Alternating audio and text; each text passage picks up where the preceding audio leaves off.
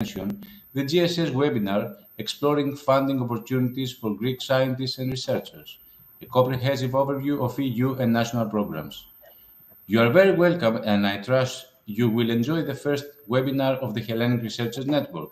My name is Chris Xanis, and I will be your presenter for this event. Today in our webinar, we have the great pleasure to be joined by policymakers and experts in funding programs, national representatives, and national contact points that will guide us in the realm of European funding opportunities. They will offer their expertise and will answer your questions after their presentations in about 1 hour Q&A session. First, let me announce some housekeeping rules and say a few words of the features of the event platform. On your right, there is the Manage bar. If it is collapsed, please click on the toggle to unhide so you can ask your questions at the Q&A section. Please take the time to introduce yourself before writing your question. There is a raise hand feature to request, comment, and ask questions, and if you wish to get invited live on stage. At the bottom of your screen, you can use the reactions feature. Feel free to use it anytime during this session. Please be mindful, the event is recorded and will be uploaded on the Greek Scientist Society YouTube channel. The event is also streamed on YouTube, Facebook, and LinkedIn Live, so please send us your questions to pass them to the speakers. Before we start, we're going to have a video with the new GSS Members Area platform. So, Theo, can you show us our new platform? I will, Christoph, thanks so much.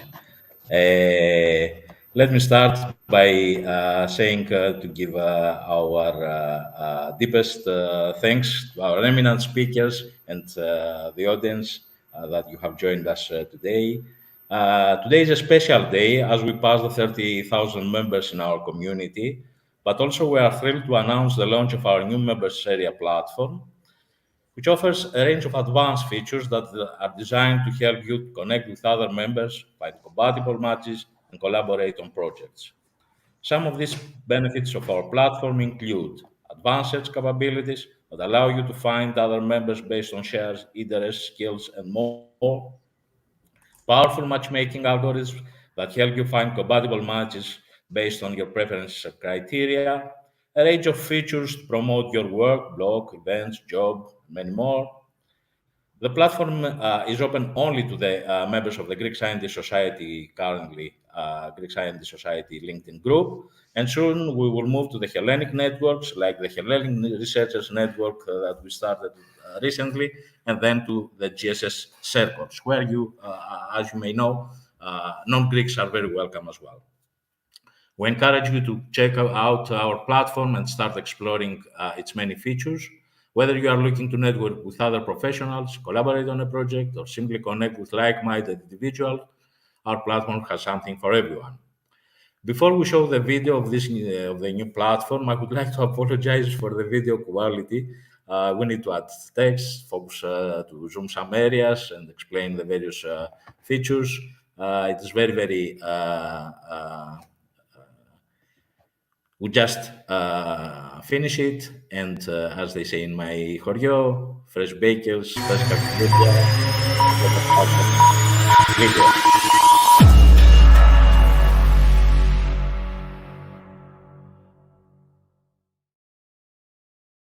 In our news, the Greek Scientist Society introduces its members area platform. The Greek Scientist Society, or GSS in short, is thrilled to announce the launch of the GSS Members Area platform. After months of hard work, dedication, and feedback from our community, we are proud to present a powerful tool that will change the way our members are networking with peers and conducting their scientific and other works. The GSS Members Area platform is a revolutionary matchmaking tool designed specifically for you. Our platform brings together the brightest Hellenic minds in science and technology, making it easier than ever to collaborate, innovate, and achieve breakthrough results. The GSS Members Area platform is a directory that contains ample data to help you find suitable partners based on your expertise, skills, and interests, or ask for advice. Whether you're looking for a partner to help bring your research to life, a collaborator for a groundbreaking project, industry experts and service providers for your startup venture, or a mentor to guide you on your career path, our platform has you covered. We understand the challenges that come with finding the right partner in the fast-paced world of science and technology. That's why we built our platform with advanced search capabilities to make the process seamless, efficient, and effective. With our platform, you can focus on what you do best, advancing science and technology to improve the world.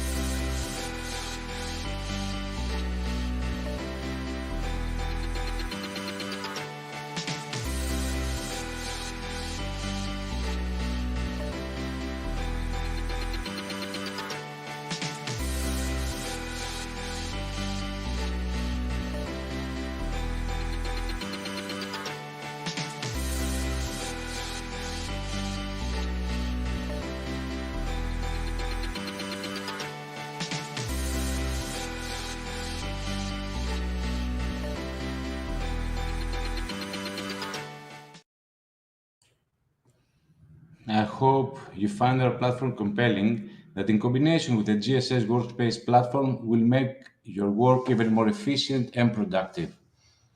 Now it is time to introduce our speakers.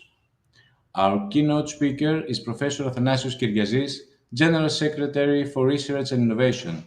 Dr. Kyriazis is a professor at the University of Piraeus, Department of Statistics and Insurance Science in the field of applied mathematics and new technologies.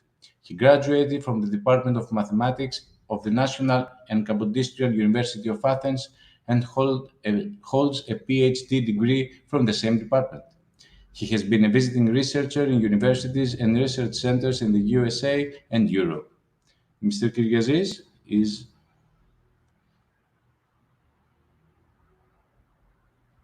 Theo. Professor Kyriazis has not been Entered able to yet? join us up to the moment, so we can move to Ms. Nikki Dandolu. Please go on with Of the course, of introduction course. of Okay, so let's go to our next Speaker, Ms. Nikki Dandolu, Special Secretary for European Social Fund Programs at the Ministry of Development and Investments. Ms. Dandolu is a civil engineer and MBA holder with professional experience in both the public and private sectors in London, UK, and Greece. Involved for more than 15 years in growth and development policies and projects at the level of strategic design and planning, as well as management and implementation. Representative of the Hellenic Republic in international organizations and fora like European Commission and Council of the EU. Ms. Dandulu, the floor is yours.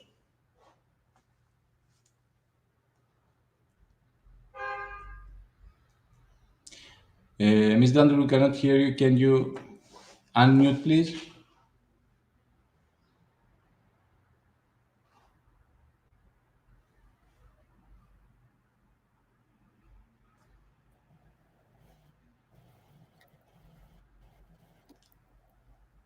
Hello.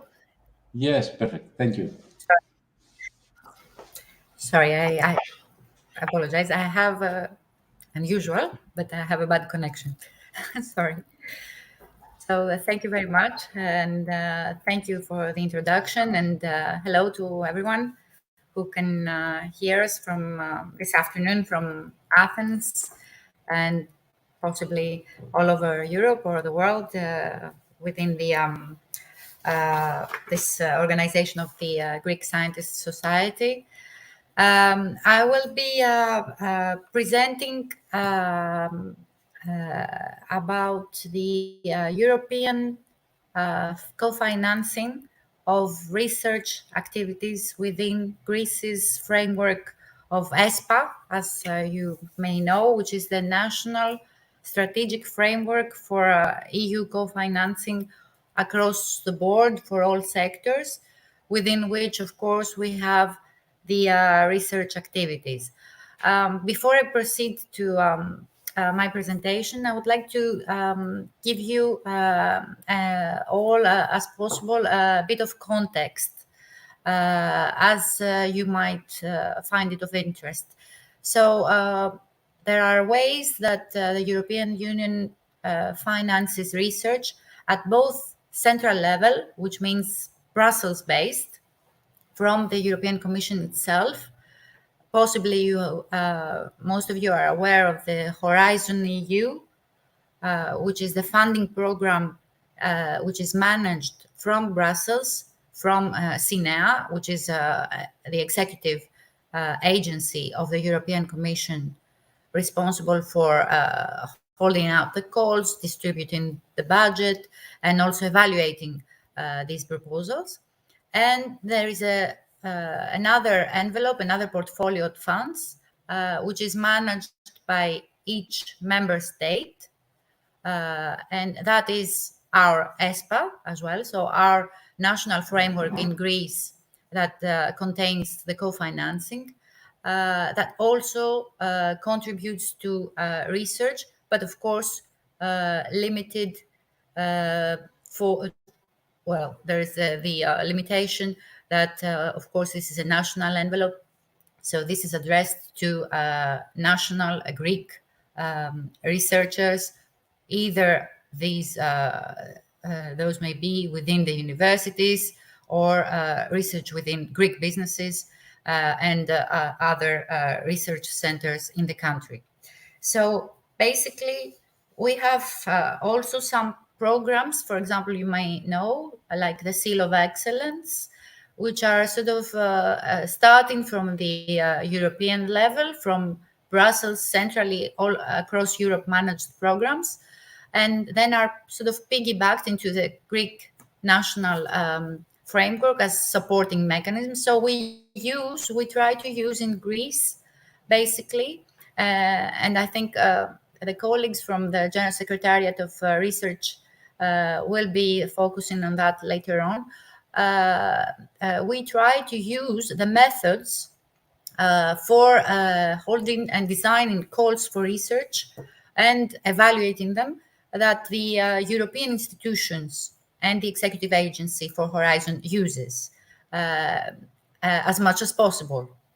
whereas the sectors themselves can allow it, and the administration, of course, of the calls can be managed. So these are the two major availabilities, and we are going to focus now on the Greek envelope, and the Greek envelope can support research and research activities and scientific activities in various ways.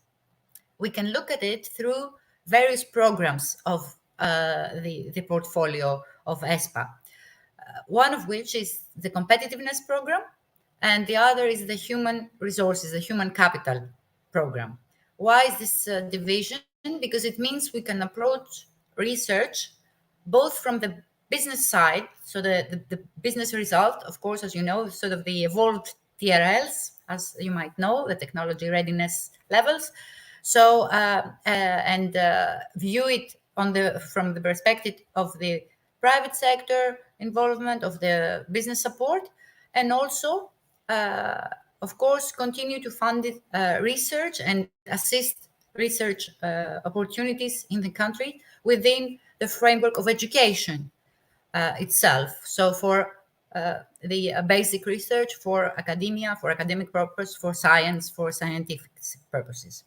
So this is a different viewpoint, and depending on the viewpoint, then the availability is of the funds corresponds to a particular program. So we have the competitiveness program that is also due to, we are now, I'm just making a parenthesis to say that we are now ending a programming period of NSRF, of ESPA, and starting a new one, which is going to be until 2027, almost 2029 for the payments. So for the next 7 years, we have a brand new envelope for calls, both for the competitiveness program as well as for the human resources, the human capital program. And the competitiveness program will contain features like using that we can tackle research from a program called We Research and Innovate. I'm sure Professor Kiliazis will inform you later in detail about that. This is funding consortia of businesses together with scientific, with academic institutions and other scientific research centers in the country. So these are consortia exercises, consortia projects, and we had dedicated financial tools also. So we have funds created like the Equi Fund, as you may know, that is funding startups and also, but also at the growth stage, but with a sort of innovative selection process with venture capitalists and fund managers dedicated, and together with the European Investment Fund as a fund manager. And this has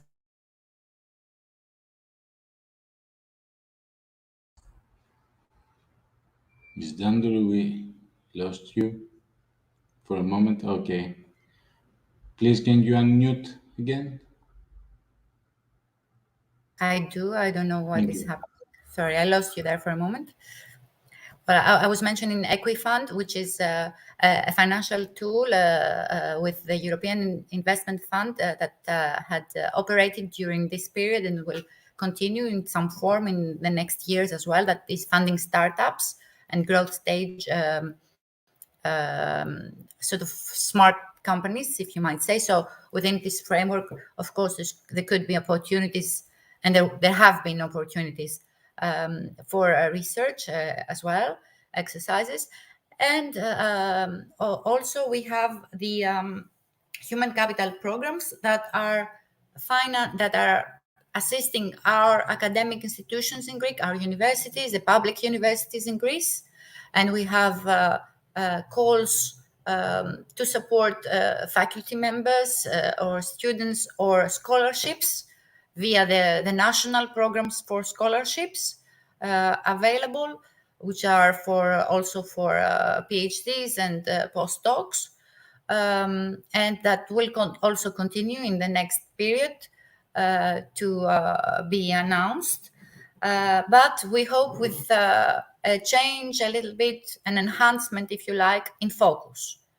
I will go through my presentation now to explain a little bit what I mean by that.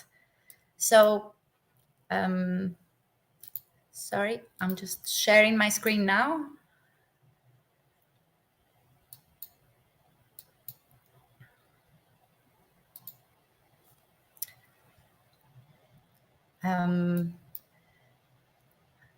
I don't know if you can see it.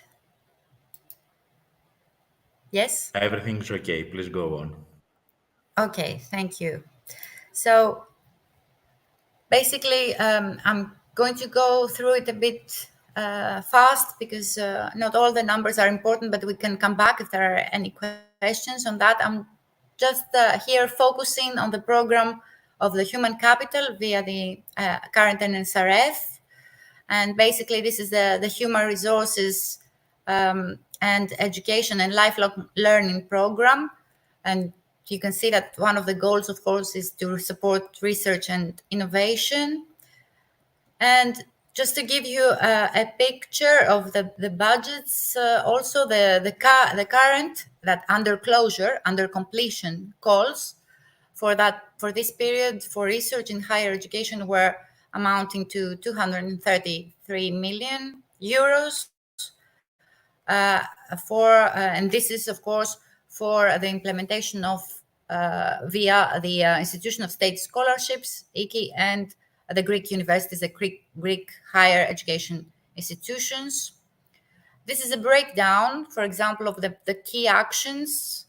One action was that the European Union, via these programs and our management as Ministry of Development and Investments, for example, subsidized. Zanvolu, you don't use a slide share, and we just see the first page. Yeah, now so you have moved on.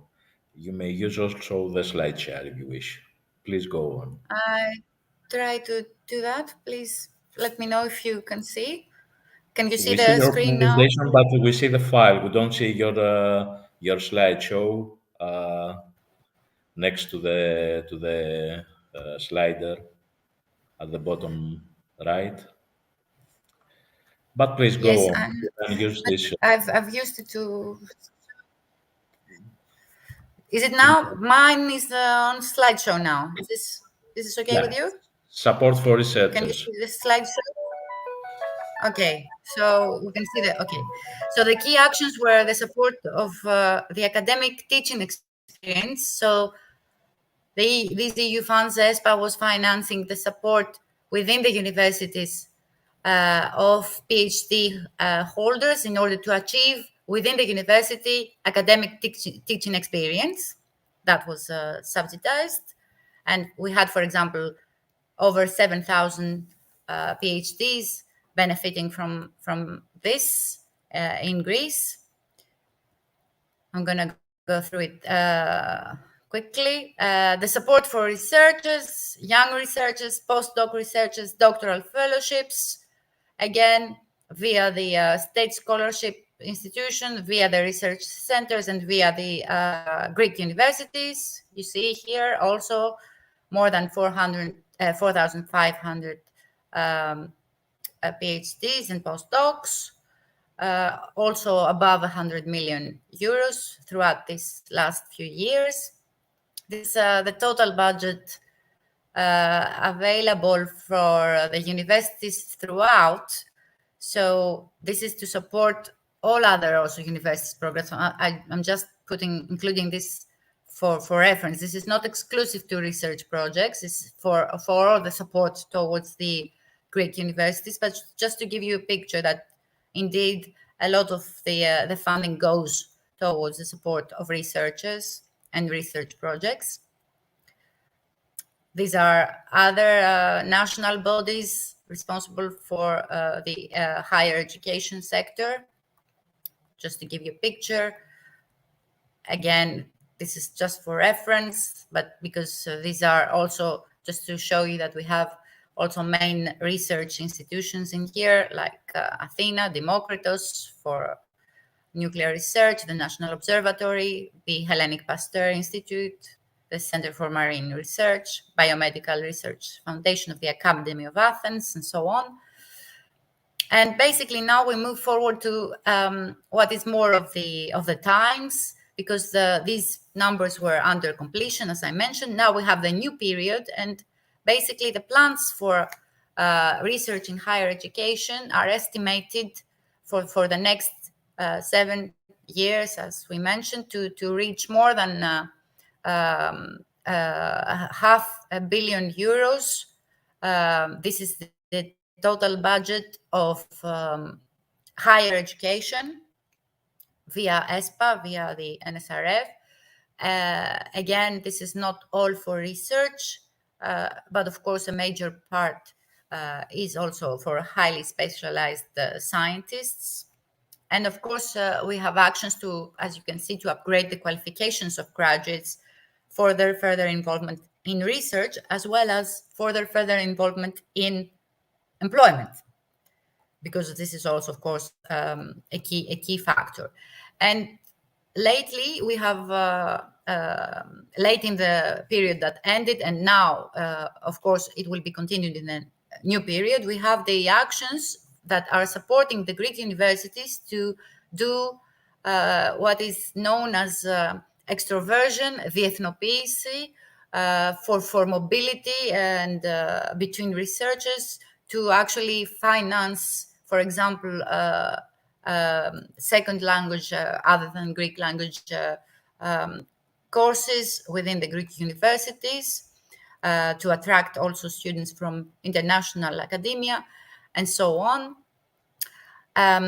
This is just as a reference. I will not trouble you with that, but this is the connection of what the European Union is actually asking member states and Greece in order to approve this funding. So the basic criterion is that we had to have a strategic framework, a strategy for the education and training system in our country at all levels, and of course at the level of the higher education. So what does that mean is that now we have a national overall strategy to follow for what we want to our education system to be at the higher level. And this is, as you can see, connecting it, not just that, not only do we need a strategy, which is a concrete document with priorities and sectors and analysis, but we need to connect with this strategy the actions that are going then to be financed within the universities. And I note, for example, if you see that we need a system for forecasting and anticipating skills needs. So this is connecting also the research activity with employment later in the day, and to be actually valid in the new labor market. And there is all this talk about 2023. You may know this, the European Year of Skills. So, of course, at this level, we're talking about high-level skills. So we need a strategy that covers, of course, all this very, very up-to-date and modern discussion, and see how we can respond to that as a country. This is what is. Are all the criteria and conditions that we need to comply with, and are helping us to actually create and do new actions within the co-financed programs to see how we support the Greek universities, how we support the Greek researchers, how we support exactly the production of scientific evolution within the country, that we can in turn exactly design new actions and interventions with simplifications, of course, as you know, and focus on the results, whether the results are scientific, whether the results are better access to the employment strategy. And for all of that, we have a huge exercise together, of course, with the responsible Ministry of Education, responsible for the higher education, of course, in order to design a better planning and governance for these actions, to avoid also red tape that usually hurts the results, and of course to disperse the subsidies to our country in a timely and efficient manner in terms of results. So I would like to conclude this presentation by just making a note that basically we understand that the difference, in order to make a valid added value, to reach an added value to the traditional, if you like, support of subsidies via the European financing, is key to connecting it to what we mean by smart specialization strategy. So basically, we have a difference from the last period to the new period that we are designing in the last years, and I think this is very important, is to focus the co-financing towards the areas that the growth strategy of the country corresponds. Why I'm saying that? This is self-evident for other countries. And in Greece, it was self-evident, for example, in terms of the competitiveness program, so with a link to businesses. But for example, the program that was under our management here, also the human capital program, had a focus of supporting university researchers without focusing on specific sectors, which created both a difficulty of evaluating them, as you can imagine, and of course did not actually create a critical mass for improvement in one sector or the other. So in this new programming period, we have decided to also focus as much as possible, because there are some constraints, but also to focus the subsidies that are given to the researchers to the sectors that also correspond to the smart specialization strategy, which is a fancy word of saying that the European Union is using, as you might know, to actually say which are the key sectors of growth for each country that the country itself analyzes and decides upon.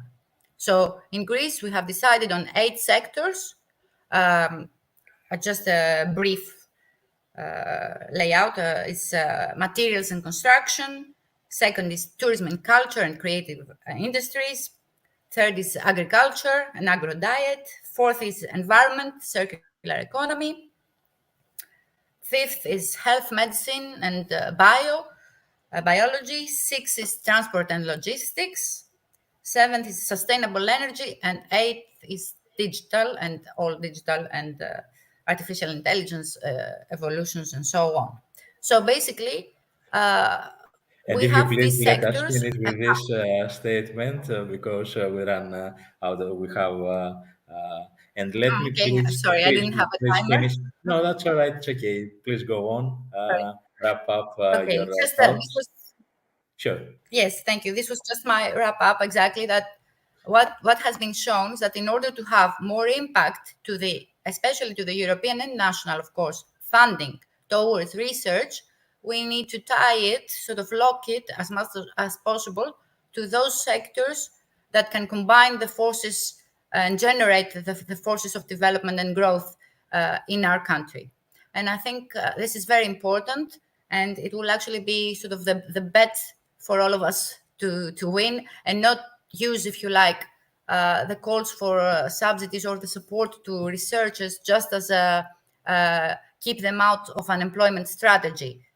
Of course, it's important to be out of unemployment, but I think the researchers, the Greek researchers, our scientists have to be the arrow that actually sort of brings all the country forward, and not have a much bigger ambition because of that. And that is what we try to follow. Thank you very much. Wonderful. You're very welcome.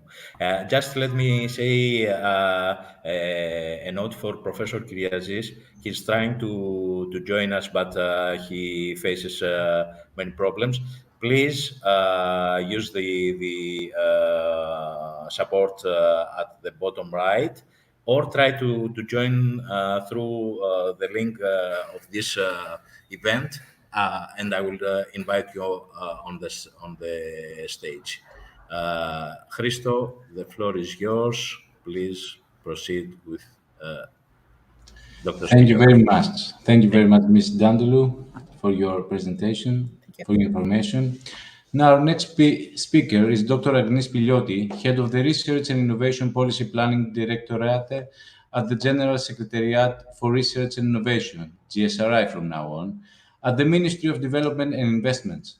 She studied biology at the University of Athens, and she obtained a PhD and a DEA in biological oceanography in France at University Pierre et Marie Curie. She has been appointed as national representative to the European Research Area Forum, the Committee for Scientific and Technological Policy, and the European Research Area and Innovation Committee, and has participated in several other European and international committees and working groups. Ms. Pigliotti, the floor is yours. Thank you very much. Good evening, everyone. Thank you for the invitation. Chris, could you please share my presentation because I'm difficulties in sharing my screen. Could you Yes. please help me? Thank you. Thank you very much. So, thank you also for the introduction. I'll try to give you a very short overview of our national strategy for smart specialization. Because the time is quite limited. So, yeah. Thank you very much, Chris.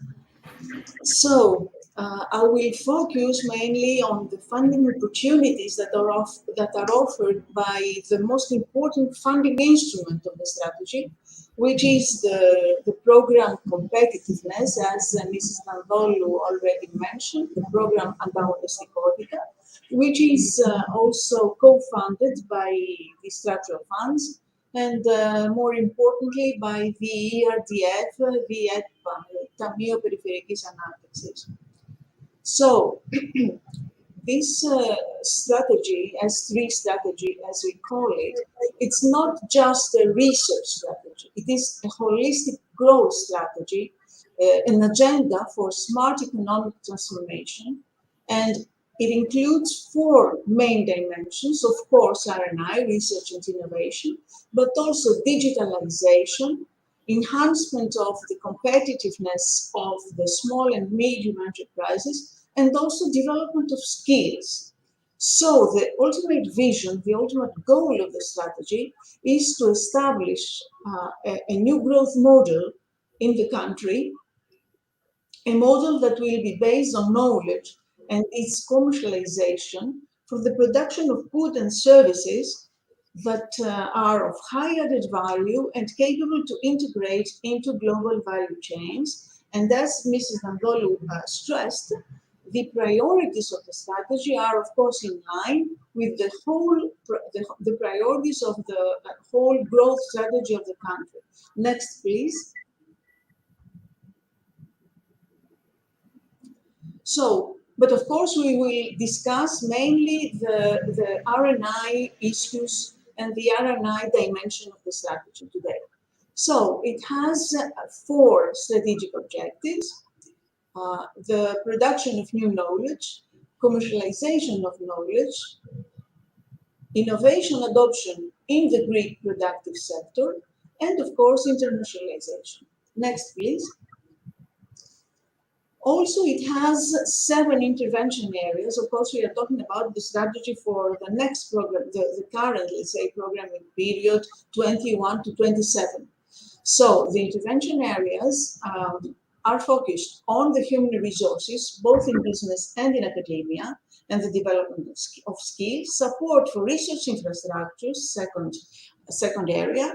Third, innovation support services and intermediaries, business and academia cooperation and co-creation, digitalization, And there are also interventions for science and society, and the overall regulatory framework and the legal interventions.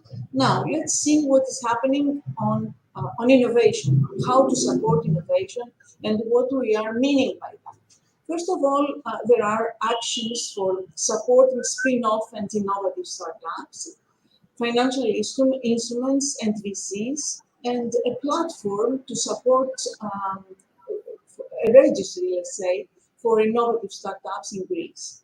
Then we have interventions for intermediaries, establishment of two innovation districts, big innovation ecosystems, one in Attica at the Chropi facilities, and another one in Thessaloniki, the so-called Thesin Tech. And then we are also designing a new action aiming at supporting patenting activities. This will be a new action. It has been finalized and it will be launched under the new program. Next, please.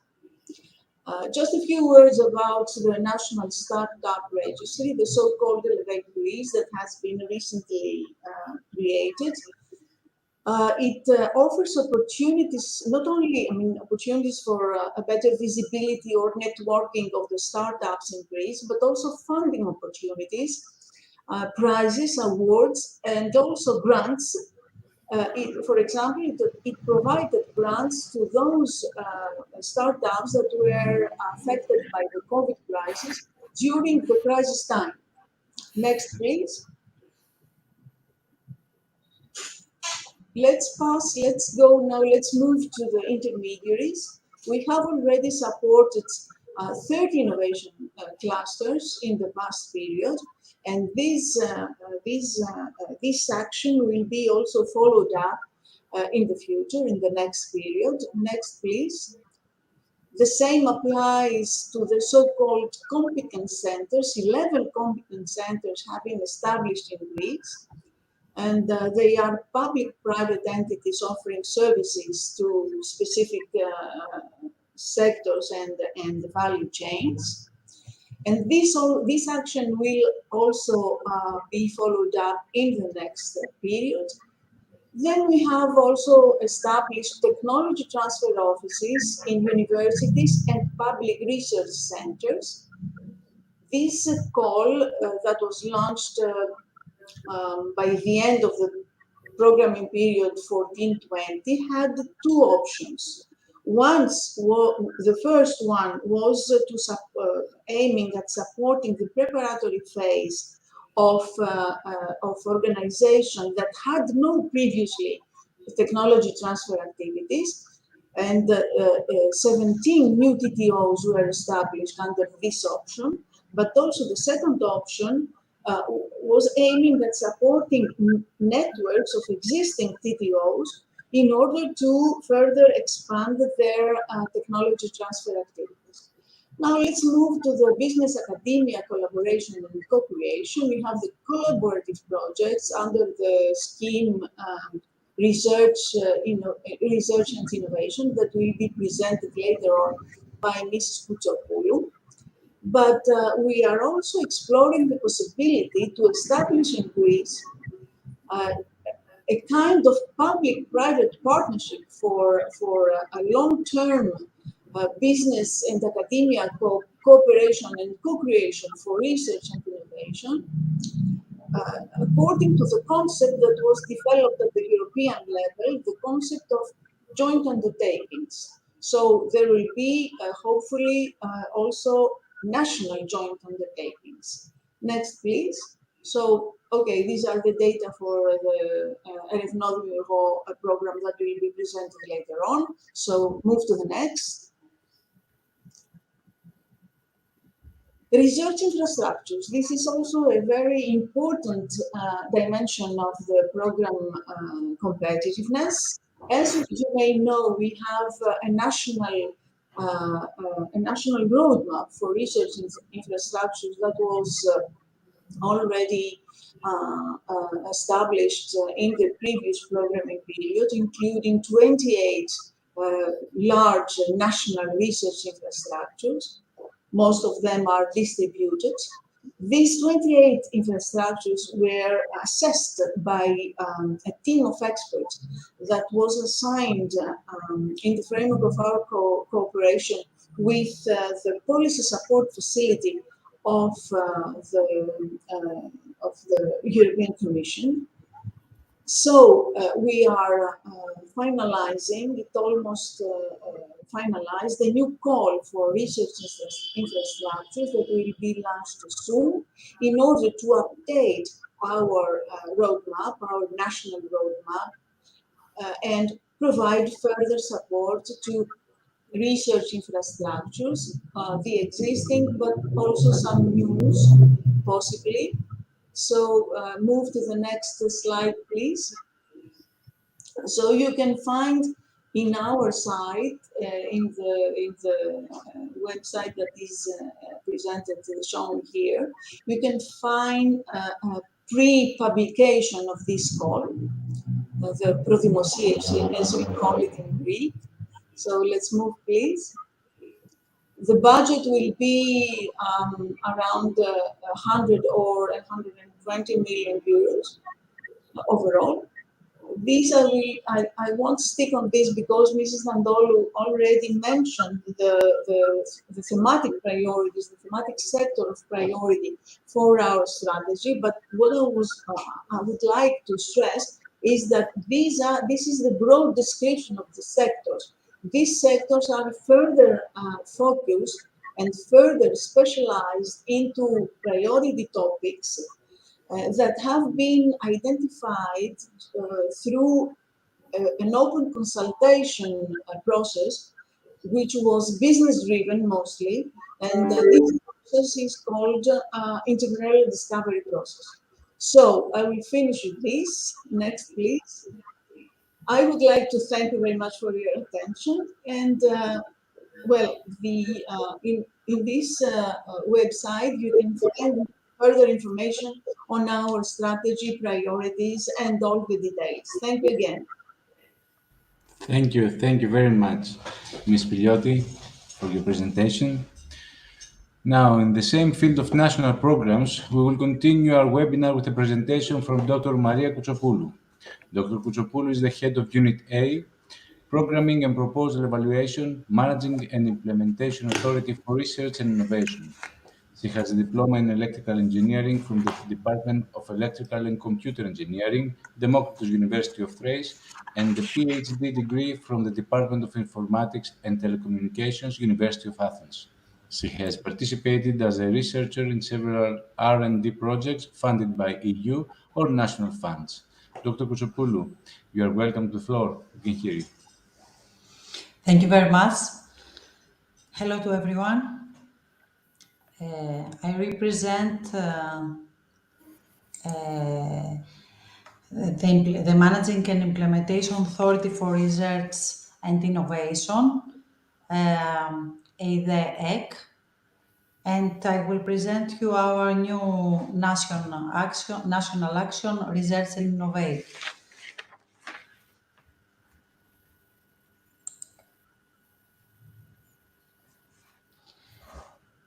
The new action is the successor of the main R&D national action, Research, Create and Innovate, of the programming period 2014-2020. Christos, there is a problem with my presentation. Would you like... Yes, you can't. We can see that you are going in and out of it. Would you like to try to share it from my PC?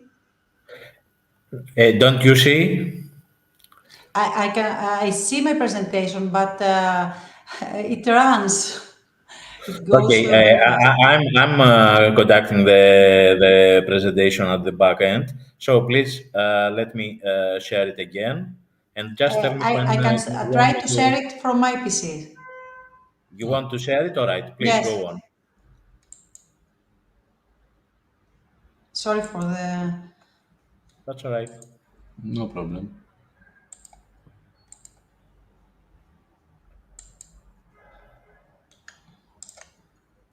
It seems that Professor Kyriazis is not able to.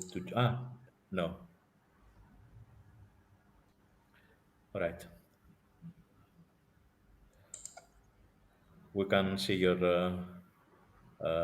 screen. Dr. Chopoulou, please go on. And let us keep the 5 to 6 to 8 minutes maximum presentation, if that is possible, to leave space for the Q&A. Thank you.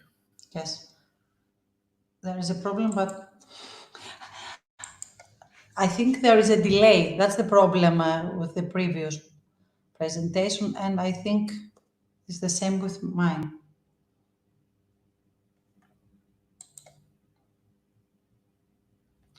Okay. Can you see? No, unfortunately not. Yeah. Now we can see. Now we can see. Okay. Can you just keep it here and go on Okay. the next slide from here, not from slideshow? Okay. Uh, let's try to go. The new action, I think the problem is, okay. The new action is the successor of the main R&D national action research, create and innovate. The previous action, it was very successful. We have more than 5,500 proposals submitted and more than 1,100 projects that has been funded. The total budget was 5,000 millions euros. Let's go to the next one. The new action, Research and Innovate, has total budget 3,000 millions, and is co-founded by European Union and national resources. The action constitutes grants in accordance with the GBER.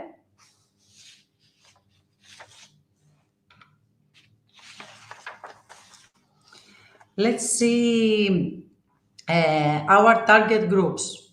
We have from the one side enterprises and the other side research organizations.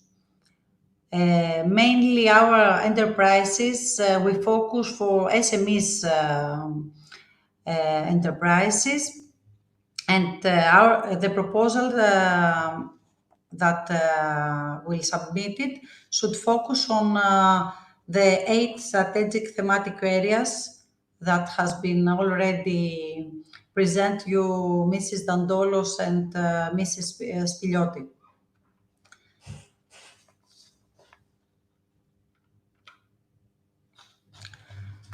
Let's see our schemes. Research and Innovate constitutes an umbrella action underneath which fall 4 schemes. The first scheme, Research and Development by Enterprises,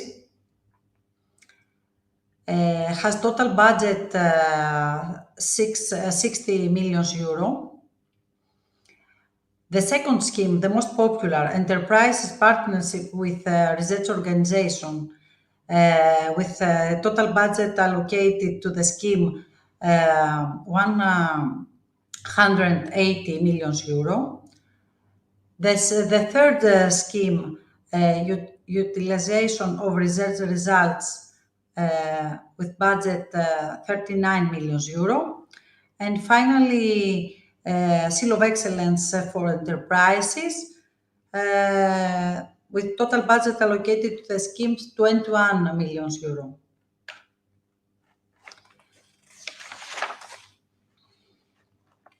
Let's see the maximum eligible project budget for each scheme. For the scheme 1, the maximum proposal budget is up to 800,000 euros, while for scheme 2 and scheme 3, the proposal budget can reach 2 million euro. Finally, for the Seal of Excellence, which refers to projects that have already submitted to the Horizon Europe, and they didn't manage to fund it, but they has reached a high grant, so they have a seal of excellence, and they can submit the same proposal to us with the same budget. Let's see now the duration of the proposal for the Action Reset Innovate. The duration will be up to 36 months. And now let's talk about evaluation method.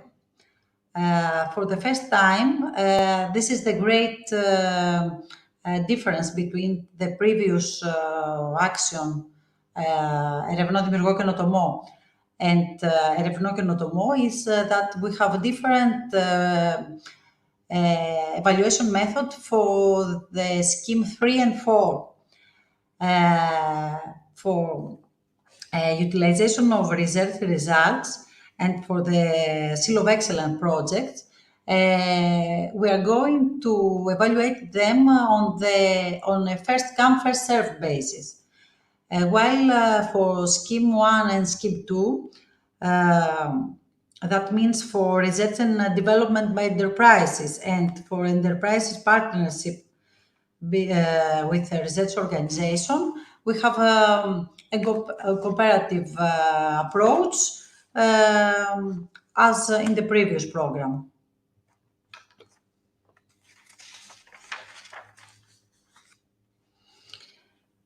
Let's see what we have about the evaluation criteria. This action is fully compatible with Horizon Europe. We have the same criteria. Criterion A, excellence. Criterion B, impact. Criterion C, quality and efficiency of the implementation. Furthermore, we have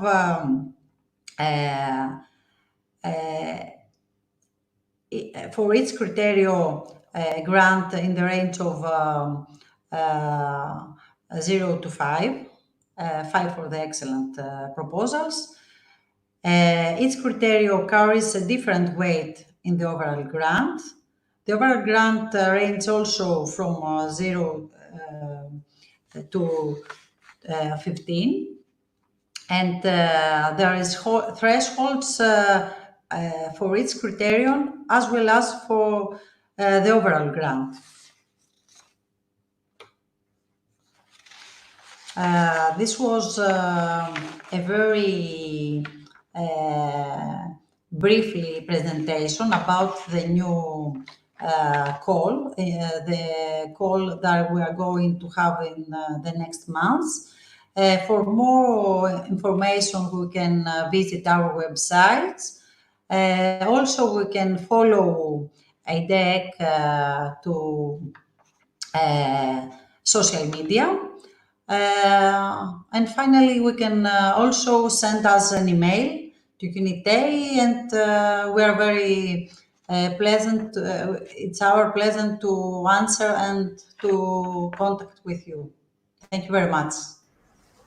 Thank you very much, Ms. Dr. Kouchopoulou, for your presentation.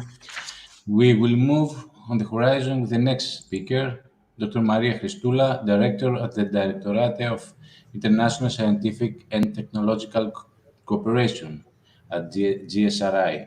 She represents Greece to the European Research Area Committee, in the Strategic Program Committee, and in the Widening Program Committee of Horizon Europe. She has been with the GSRI for more than 20 years and has long experience in international cooperation policy and in the programming and management of research and innovation actions. She holds a PhD in geochemistry from Imperial College of Science, Technology and Medicine, and an MA in Environment, Policy and Globalization from King's College London, and is a graduate of the National School of Public Administration. Dr. Christoula, we're welcoming you to the floor. Thank you so much for the introduction and for the opportunity. I've tried to share my slides. Can you see them? Because I cannot.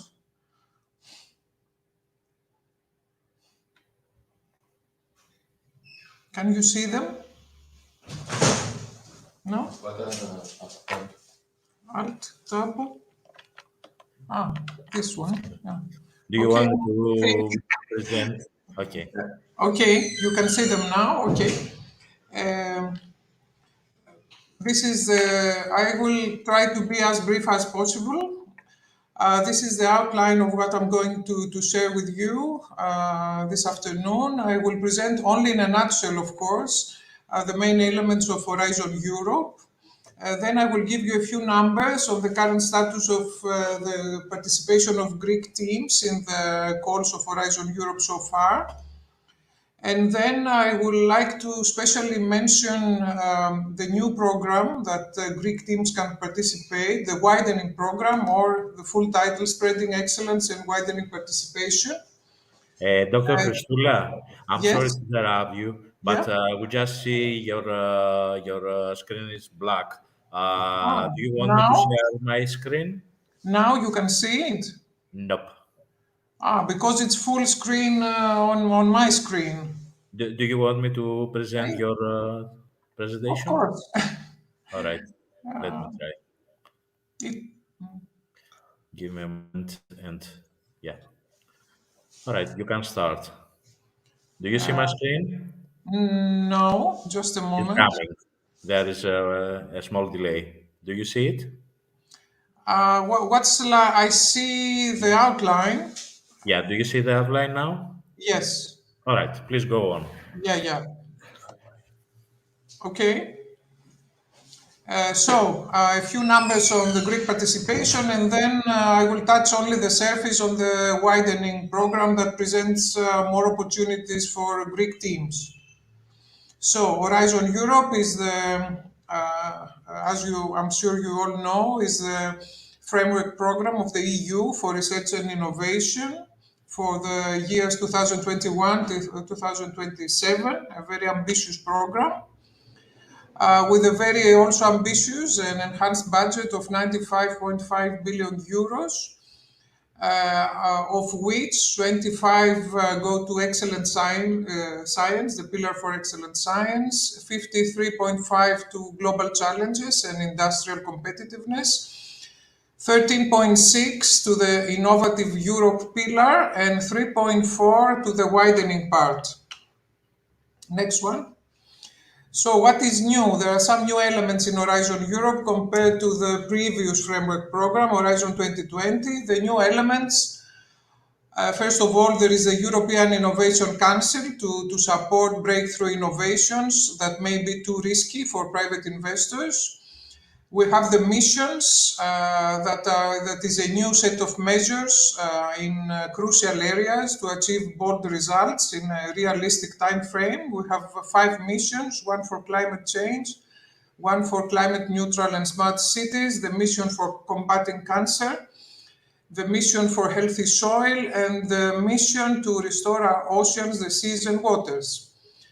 Another new element is the open science policy throughout the Horizon Europe program, with mandatory open access not only to publications but also to research results that come out of Horizon Europe programs. And last but not least, Greece is now eligible for the widening part of the program. So this is the main structure with 3 pillars. The first pillar, excellent science, with the European Research Council. You will hear about that from Professor Papadopoulos. With the Marie Curie fellowships, you will hear about that from Dr. Koliva. Pillar 2 with 6 clusters tackling global challenges for health, culture, security, digital industry and space, climate, energy and mobility, food, bioeconomy, natural resources and environment. You will hear more about the clusters from my good colleague Michael Kotsias after me. And then, last but not least, the third pillar, devoted solely to innovation, to promoting innovation, and to deal with European paradox with limited exploitation of research results. You will hear about the European Innovation Council from Vasilis Gogolidis. I would like to focus a bit on the widening part that is new, it's a novelty for Greek teams. Next one. So this is, again, a very brief summary picture of the Greek participation to the Horizon Europe call so far. You can see that Greece is in the 7th place, both on the basis of the number of participations and also on the basis of funding. We have more than 1,700, previous one please, Greek projects with Greek participation, and Greek teams have absorbed around 650 million euros so far. We are very happy with this competitive performance. So this funding is distributed to the different clusters and pillars. You can see that the heavy artillery of Greek participation is cluster 4, digital industry and space, where more than 200 million euros have already flown towards the Greek teams. From the widening part, we are also doing very well. More than 40 million euros out of the total of 488 are going to Greek teams. We are not so happy with our performance to ERC and the European Innovation Council, but you will hear about that in the next presentations. Next one, please. So what is the widening program? What is the main aim? The widening program in Horizon Europe aims to bridge the gap between the advanced and the less advanced in research and development countries. There is a fixed list of member states that are eligible to participate as coordinators in the widening program. These countries are the EU 13, that is the 13 member states that joined the EU later on. You can see Bulgaria, Croatia, etc. And also from the older member states, eligible are only Portugal and Greece. Also eligible are the associated countries to Horizon Europe, which have similar characteristics in research and innovation. Also eligible are the outermost regions of Spain, Portugal, and France. Next one, please. So, how is widening going to achieve these ambitious goals? So, the main aim is to promote reforms in the widening countries, in the research and innovation ecosystem of the widening countries, to reverse brain drain, to attract talent, and at the end of the day, to achieve a paradigm change in the research and innovation ecosystems. These ambitious goals will be achieved through various actions in 3 destinations. The first destination is devoted to improved access to excellence with the teaming and the twinning programs, but also the excellence hubs and other initiatives. Among those, cost is included. You will hear about cost in the next presentation. Destination 2 is devoted to attracting and mobilizing the best talents with very ambitious actions such as the ERA chairs. And Destination 3 is devoted to reforms and is mostly focused towards the research funding organization of the widening countries. Next one, please. So these are is not the full list of the whole widening actions, but these are the most prominent ones. the teaming, the twinning, the ERA chairs, the Excellence Hub, and the Excellence in Universities. Some of them are mono-beneficiary, as the teaming action, which also has another special characteristic that it requires obligatory national funding of equal amount. The twinning, the ERA chairs, and the other actions do not require national funding and have the aim to bring together teams and high-profile and excellent researchers from the advanced countries to work together and bring their teams to the widening countries. Next one, please. So far, the Greek teams have performed really well in the first course of the widening program in Horizon Europe. We have already achieved one teaming action from the Aristotle University of Thessaloniki, 13 twinning actions with 16 participants in twinning, 7 ERA chairs, very prominent researchers and academics from abroad will come to Greece with their teams to try to change and to boost reforms in the Greek organizations. Also, we have achieved five excellence hubs with 42 participants, 2 ERA talents with 6 participants, 5 ERA fellowships, and 6 hop-on programs. Next one, please. So I will try to give you a few slides with the calls of widening that are open now, or they will open soon. We have a twinning call open from the 25th of April that will close in the end of September 2023.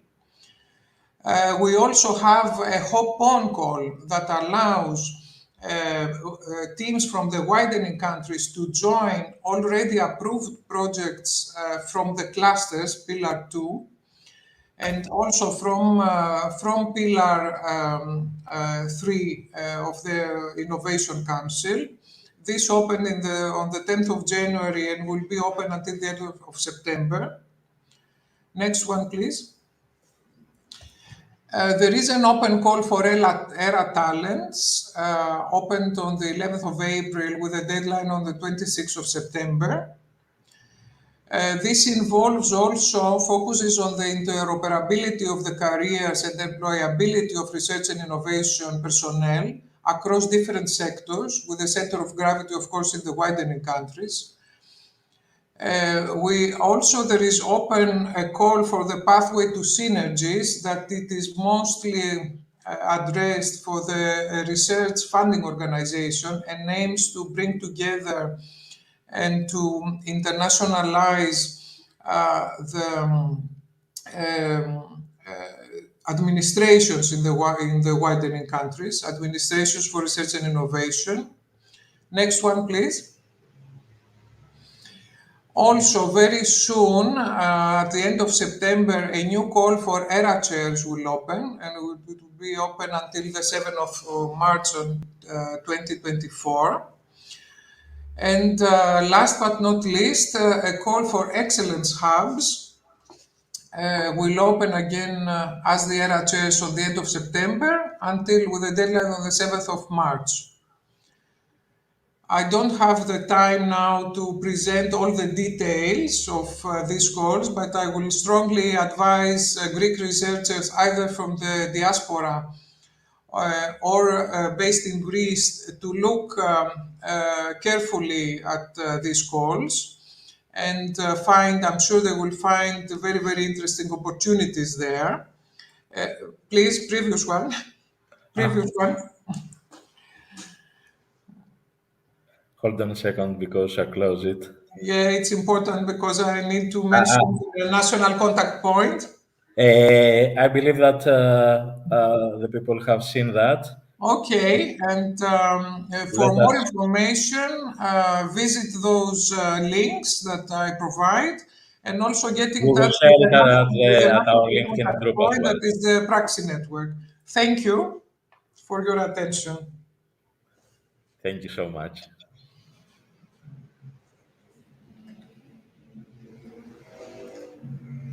Thank you very much. Dr. Christoula, for your presentation. Now, in the same area, Mr. Michael Kotsias will be our next speaker. He is the head of unit for the EU and international organizations at the Directorate for International Science and Technology Cooperation at GSRI. He is an electrical and computers engineer specialized in electronics, telecommunications, and networks. He has been working for 20 years in the private sector as a high-level manager in several high-tech companies, mostly in satellite telecoms and services, VESAT and teleports.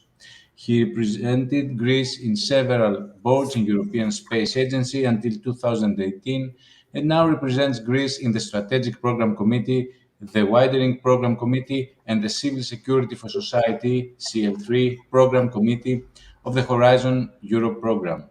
He is high-level representative of Greece in the Eureka network and member of the high-level Greek delegation in key digital technology joint undertaking (JU) and other European JUs and partnerships. Mr. Kotsias, you can start your presentation. Thank you. Thank you very much. Good afternoon to everybody. It's a pleasure to address to this audience today. I hope we will not have problems, which is something not confirmed. Let's see. If you see, I will start a bit backwards. I'll start with cost. I will give a short and quick presentation of the cost, the European Cooperation in Science and Technology instrument that comes following the widening presentation from Mrs. Christoula, which is under Pillar 1. And this is a tool for researchers and individual researchers having an affiliation or not.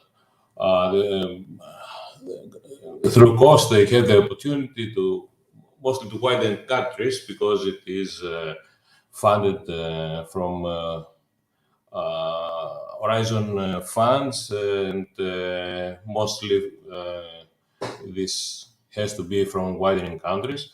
And they get involved in European and international research initiatives, and they benefit from their exposure of their field. They get networked and they can promote their work internationally. Increased participation of widening countries, research activities and high success rate are expected impact, and the networking and the brain circulation in their principles. This is a long-standing initiative set up back in 1971, and it's dedicated to networking activities.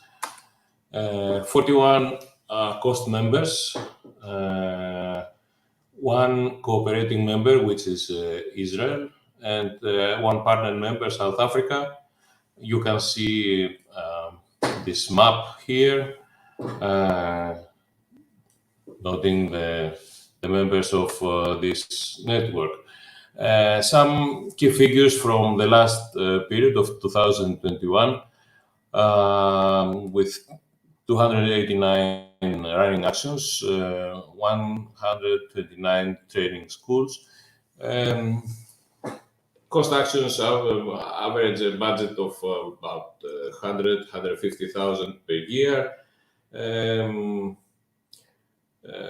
We have 1,127 short-term scientific missions by now, and 45,000 researchers involved. The budget for the work program 23-24 through the Widera work program is 110 million euros, while the work program 21 and 22 budgeted for 153. The network is set up by some individual researchers. We where they have a memorandum of understanding for forming this early network, which will describe a mission, an action of 2, 3, or 4 years. They must include at least 7 countries, and an average of the final network would be. Ναι, συγγνώμη, μιλάω. This have an average of 30 countries by the end, because after the action is adopted, more researchers can join this action, which will use around 500,000 in its lifetime. Well, the researchers, they submit their proposals.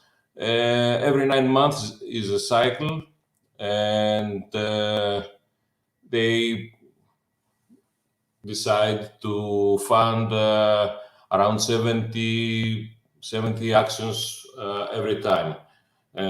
Each one stays online submission. The main proposer, who provides a secondary one, and then are more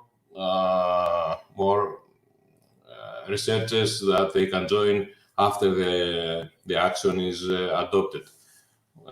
Nearly 70 actions per cycle.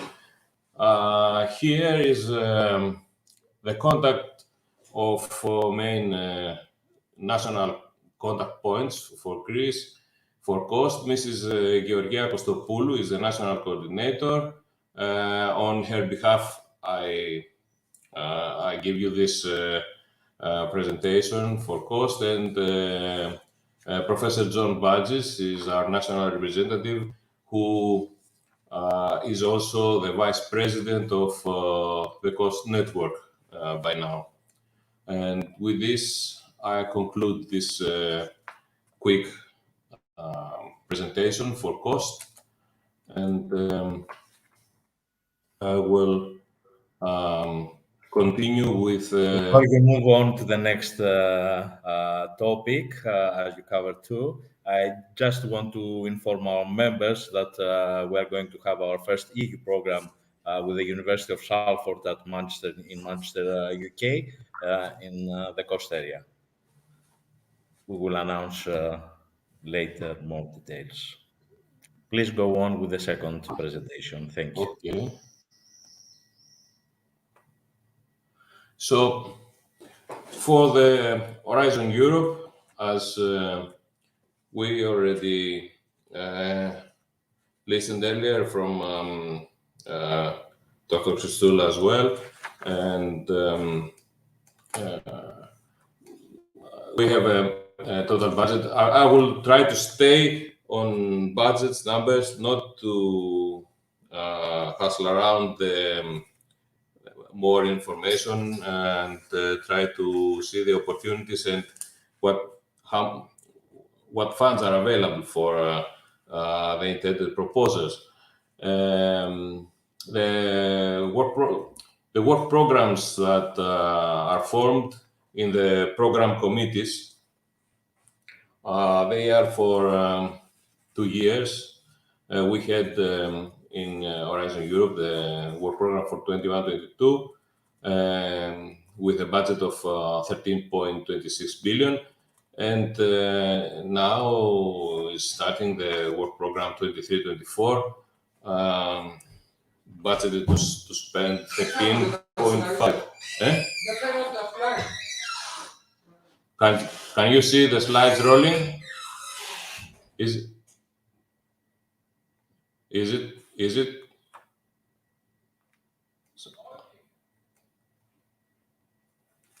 Can't. Can you see the slides rolling or not? Because No, please. No, we don't.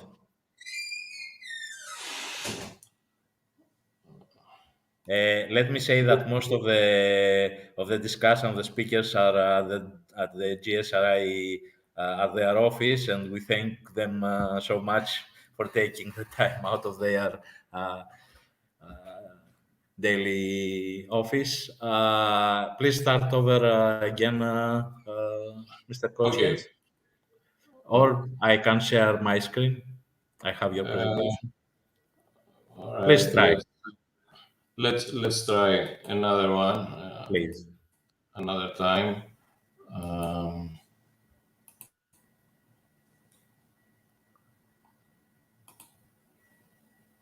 Should I try? All right. Go on, please. yeah, can you see it? Is it visible now? Is it rolling? Is it? Can you see it rolling?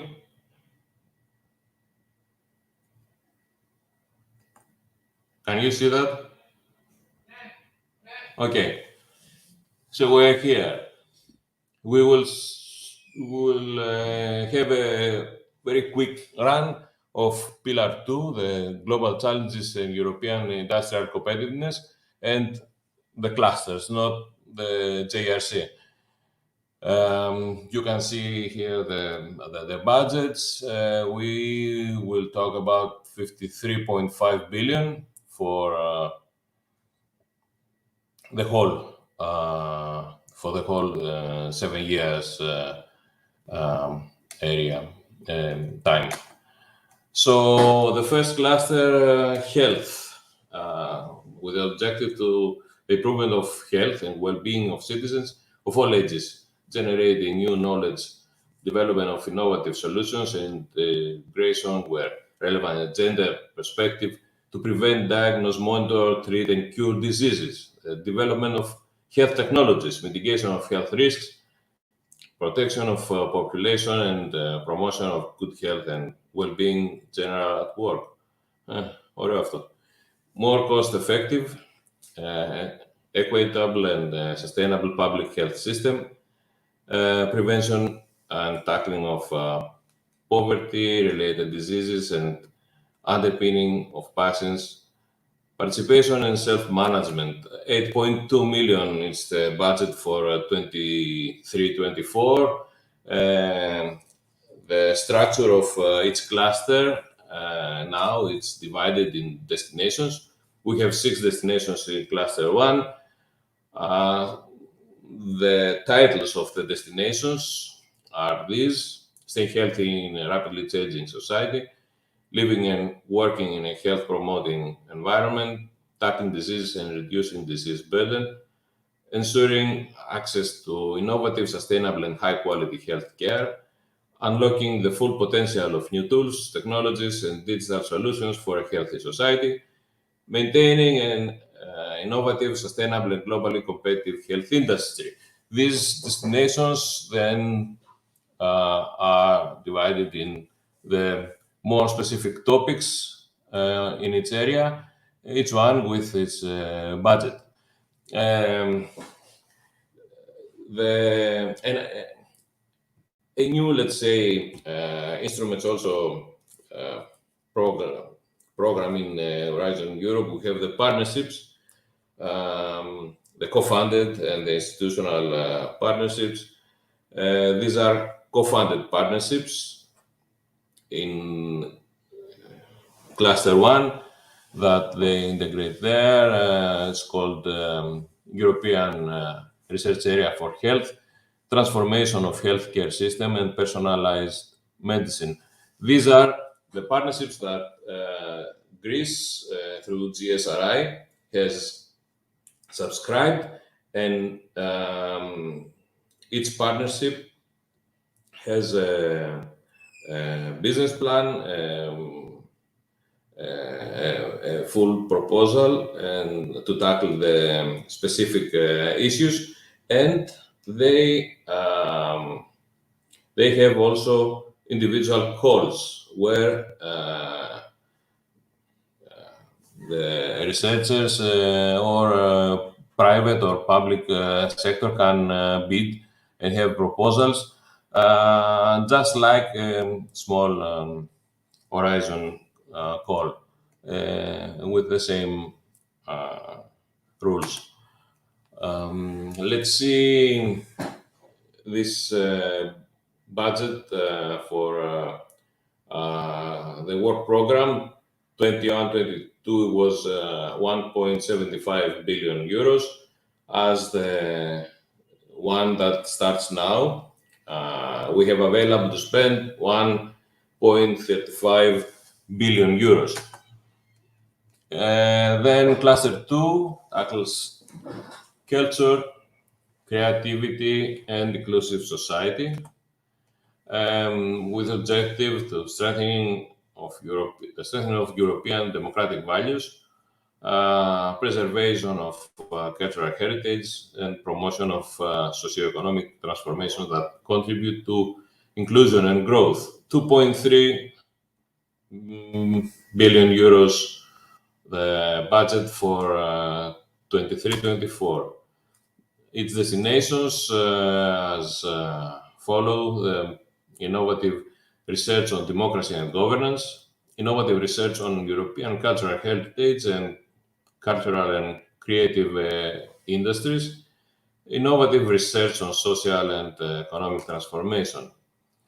The Greek participation, the first 2 years of Horizon Europe that we are through, we had 96 beneficiaries in all the retained proposals for projects, and retained 26.77 million euros for the Greek partners.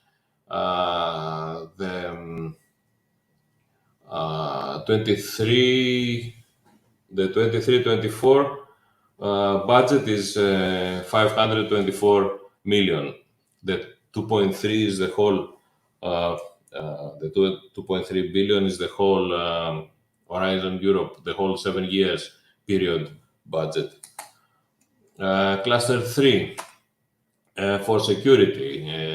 Its objective is to support the implementation of the Security Union strategy, the counter-terrorism agenda of EU, the EU strategy to tackle organized crime, the strategy on combating trafficking in human beings, the strategy for a more effective fight against child sexual abuse, the action plan on firearms trafficking, border management, having in mind the pact on migration and asylum, the EU disaster risk reduction policies, the EU climate adaptation strategy, and the EU maritime security strategy, and of course, EU cyber security strategy that is very important nowadays. 1.6 billion euros is the budget for the 7 years, and the destination are like that. Destination 1, better protect EU and its citizens against crime and terrorism, the so-called FCT, effective management of EU external borders, BM, the resilient infrastructure, increased cybersecurity, disaster resilience, resilient society for Europe, and the SSRI strengthened security research and innovation, which is a cross-cut. We have no partnerships implementing through cluster 3, as we did not have for cluster 2. The budget, this first figure that we see for 21, and it comes from the Horizon Europe dashboard tool that everybody can access and have statistics on how is it going. It's updated up to 12th of April, which shows 31.3 million for the Greek partners, 118 for their number. And this, as I personally know, as I'm also representative to this cluster, and I have the outcome of the calls, This 31 includes the cybersecurity of 2022, which result came earlier, as the other five destinations concluded later by mid-April. So this is around 21 million for 21 and 24.6 for 22 calls. Next work program 23-24 will have available 367.8 million to spend with the topics that will be provided. An extra slide to this, which we and I personally am proud for this. Greece stands number one in proposals and budget retained from the calls up to now, which is something that comes all the way from Horizon 2020, and it keeps going. Cluster 4, the biggest and richest cluster of all, with the digital industry space, and I must say materials as well. Resilient objective for resilient green and digital Europe through progress in digital and industrial technologies, enhancement of resilience and flexibility, both in terms of technologies and supply chains, as to reduce strategic dependencies on third countries, and to address key societal challenges, especially in inclusiveness. It's 15.3 billion euros for the 7 years of Horizon Europe. The destinations are named like this table, one for climate neutral, circular and digitized production, increased autonomy in key strategic value chains for resilient industry, world-leading data and computing technologies, digital and emerging technologies for competitiveness and fit for the Green Deal, open strategic autonomy in developing, deploying, and using global space-based infrastructures, services, applications, and data, and 6, human-centered and ethical development of digital industrial technologies. There are 2 joint undertakings implementing through this cluster, which is tripartite. We have EU member states and industry forming a governing board for its joint undertaking. The key digital technologies will now be renamed to CHIPS JU, and will implement the CHIPS initiative for European Union, and high performance computing, the other joint undertaking for the high performance computing. In numbers, what we have gained as Greece from the first period, the work program 21-22, budgeted 3 billion. We got 375 beneficiaries, benefited for 175.73 million euros. The forthcoming work program. Yeah. Sorry to interrupt you. We have only 20 minutes. I know that you have a problem with the parking at the GSRI. Let us please speed up the process. We have 3 more speakers in 20 minutes. Okay. All right. All right. No, All please right. go. That's the numbers. You can have the presentations available, so you can run through the numbers instead of Yeah, reading. let me say that because we are going to share all the presentations from Ms. Dandolu to all the other speakers. I saw at the messages that you requested all this. We are going to have available on our LinkedIn group. All right. Okay. Okay. So Let's thank you go to so cluster much. 5. Eh? Please go Yeah. on. Sorry. I will speed up in 1 or 2 minutes to finalize. The cluster 5 for climate, energy, and mobility. The destinations, two partnerships, clean energy transition and driving urban transition, and one joint undertaking for clean aviation to reduce pollution on the air and get the 2050 targets. 2.4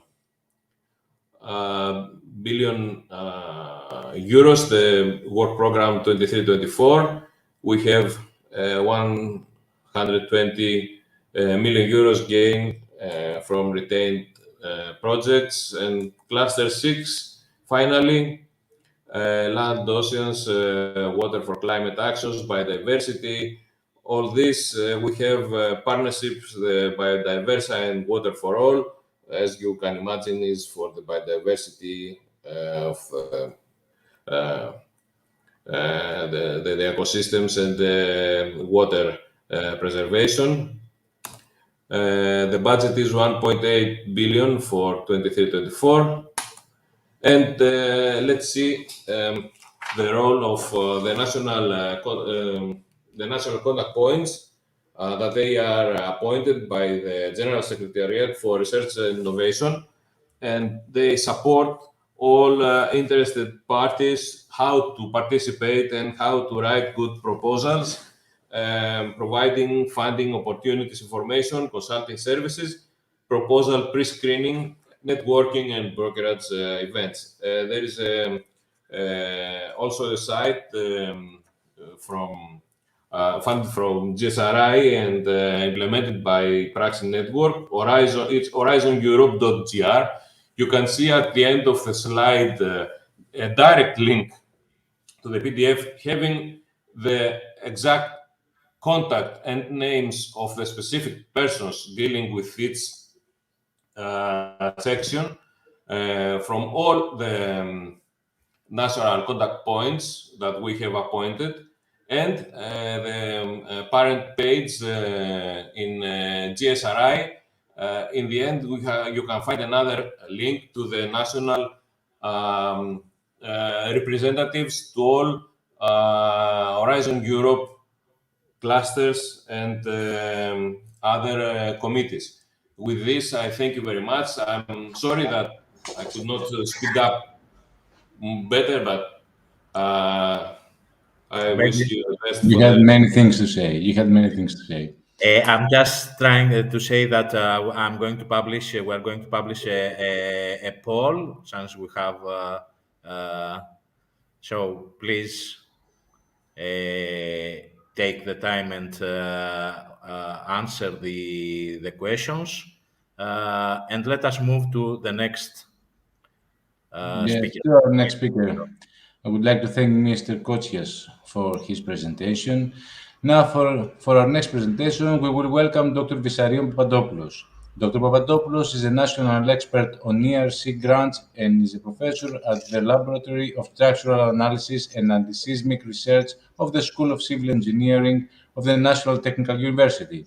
His research focuses on the area of stochastic computational engineering.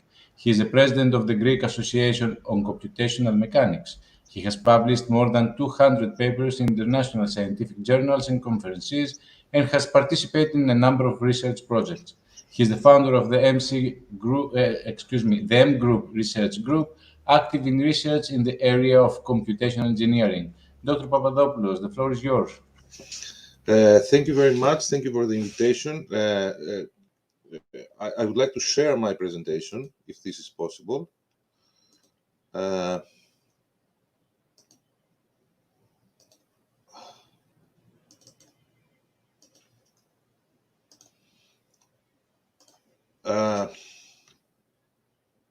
Can you see my slides?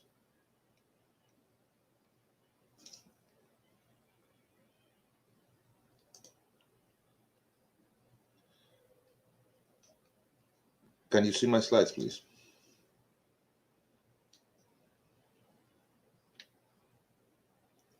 For some reason, I cannot hear you. Yes, we can.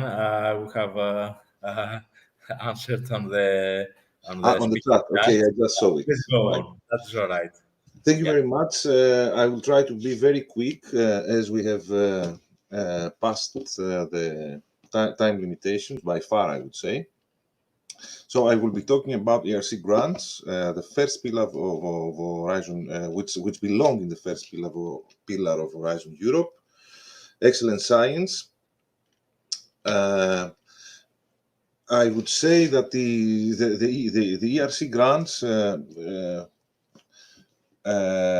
stemming from the European Research Council are the core, fundamental, and basic research funding grants of Horizon.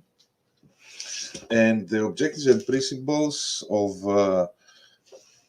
these calls are to provide attractive long-term funding to support excellent investigators and their research teams, to pursue groundbreaking, high-risk, high-gain research.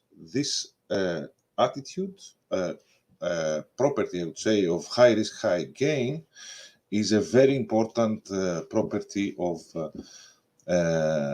a proposal that the proposal should comply to in order to be successful. Excellence, scientific excellence, is the only criterion on the basis of which the research grants are awarded. Applications can be made in any field of research, covering all physical, life, and social sciences. And independent researchers of any age and any career stage from anywhere in the world can apply for attractive long-term funding within ERC framework. Types of ERC. First of all, we have the starting grant. This grant supports excellent investigators at the career stage at which they are starting their own independent research team or program. PIs must demonstrate the groundbreaking nature, ambition, and feasibility of their proposal. This grant can be funded up to 1.5 million euros for a maximum of 5 years. Additional funding justified for necessary, for example, equipment can go up to an additional 1 million. Then we have the consolidated grant, which is at a later stage of the career of the investigators, at which they may still be consolidating their own independent research team or program. PIs must also demonstrate the groundbreaking nature and ambition and feasibility of their proposal. Now the budget goes up to 2 million for the same maximum period of 5 years and the same additional funding of 1 million. The third category is the advanced grant, which supports PIs at a later career stage, more mature, let's say, career stage, at which they have already established research leadership, and a recognized track record of research achievements. Again, and in all cases, PIs must demonstrate the groundbreaking nature, ambition, and feasibility of their proposal. Now the budget goes to 2.5 million with an additional funding of 1 million and a maximum again of 5 years. Finally, we have the synergy grant, which is a composition of, let's say, a unity of a number of PIs to achieve a common target, that they jointly address ambitious research problems that could not be addressed by a single individual PI, and their working teams working alone. Again, PIs must demonstrate groundbreaking nature, ambition, and feasibility, and also that their group can successfully bring together the scientific elements necessary to address the scope and complexity of the proposed endeavor. Now the budget goes to 10 million for a period of 6 years, while the additional funding goes to 4 million. Here is a tentative 2024 calendar for calls that are upcoming, starting from the 11th of July for the starting grants of the 2024 calendar, and proceeding with the consolidator, the advanced and the synergy grants. There is also a small amount of budget for the so-called proof of concept grant, which is a grant for PIs that have already finished a grant, either starting or consolidator or advanced or a synergy, in order to make it to make a business plan and bring it to market. The corresponding budgets, total budgets for 2024 are shown in the last line. So we have around 600 million for the starting consolidator and advanced, 400 million for the synergy, and only 30 for the proof of concept. Now, the eligibility for the PIs, for the starting, we must have a period longer than 2 and less than 7 years from their PhD. The consolidator is longer than 7 and less than 20 to 12 years from their PhD, while for the advanced and synergy grant, we don't have any specific criteria. Now, regarding the evaluation, the main emphasis is in the research project. So, the first basic criterion that will be evaluated is the groundbreaking nature and potential impact of the proposal. Does it address important challenges? Is it ambitious and beyond state of the art? And is it high risk, high gain enough? And also the scientific approach, the feasibility. Is it tractable, bearing always in mind that high risk, high gain scenario is present. For synergy grant, there are some additional criteria, like beyond what the individual PIs could achieve alone, and how valid is the combination of the scientific approaches. The methodology and working arrangements is also being evaluated, and of course, the novelty of the methodology and the adequacy of the resources. Now, until 2023 calls, we had an independent evaluation of the PI regarding the intellectual capacity and its creativity. However, changes are expected for the 2024 calls, in which this last part of the PI evaluation is not as important as it used to be. So the only assessment is the research assessment based on the project and not the PI. So the proposals for ERC grants will continue to be evaluated based on the sole criterion of scientific excellence. And the panels will evaluate primarily the groundbreaking nature, ambition, and feasibility of the project. At the same time, they will evaluate the intellectual capacity, creativity, and commitment of the applicant, with a focus on the extent to which the applicant has the excellence and required scientific expertise to successfully execute the proposed project. However, the panel will no longer include, and the program will no longer include a detailed prescriptive profile of the PI. So the PI information will not itself be evaluated. However, it is required to provide the context to the evaluation panels when assessing the PI's research achievements and recognition in relation to their career stage. So this is Mr. Papadopoulos, can we please? Yes, I will finish in 1 minute. Thank you very much for. Thank you. The final change is that the model for the advanced grants, the financial model for the advanced grants changes, and they will follow the lump sum approach from now on, which means that the payment will be based on the work carried out and reported irrespective of the actual cost incurred for the project or the successful outcome of some activity. Now, finally, you can see some update of ERC distribution calls up to 2021, and you can see that Greece has received in total 73 grants, which is a really low performance, which Mrs. Christoula also mentioned previously. There are a number of reasons for that.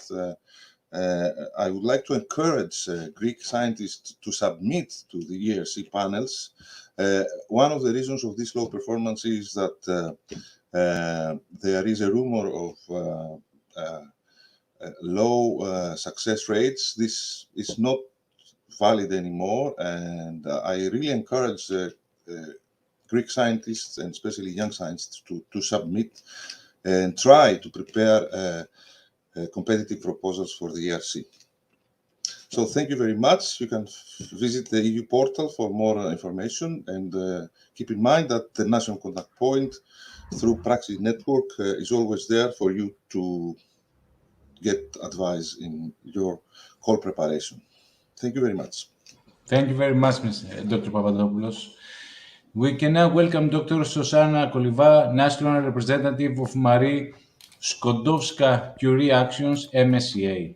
She is Technology Transfer Office at Hellenic Pasteur Institute. She has studied BSc Biology, Department of Biology at the National and Kapodistrian University of Athens. She has Diplôme de Bactériologie of the Pasteur Institute. She was Research Assistant in the Bacteriology Department of the Hellenic Pasteur Institute, HPI, and later she was detached to the General Secretariat for Research and Technology. She is Greece's delegate in several European initiatives, a representative of the HPI in the high-level experts group of the Ministry of Health. Dr. Koliva, we are ready. Thank you very much. I'll try to share my presentation, and I'll try to be as brief as possible because it's late and I think we are all tired. Can you see my presentation?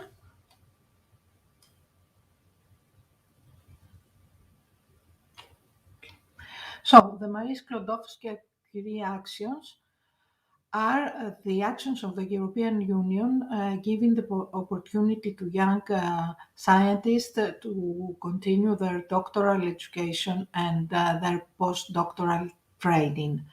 Of course, this is based on excellence in research and innovation.